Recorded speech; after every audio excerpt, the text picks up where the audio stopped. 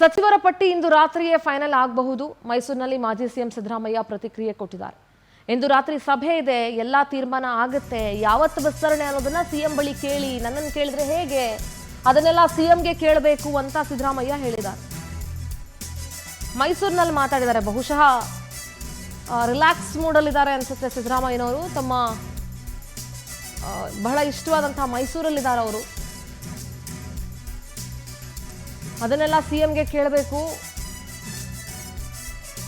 ಮುಖ್ಯಮಂತ್ರಿಗಳ ಹತ್ರ ಅದ್ರ ಬಗ್ಗೆ ಮಾಹಿತಿ ಇರುತ್ತೆ ಅಂತ ಸಿದ್ದರಾಮಯ್ಯ ಹೇಳಿಕೆ ಕೊಟ್ಟಿದ್ದಾರೆ.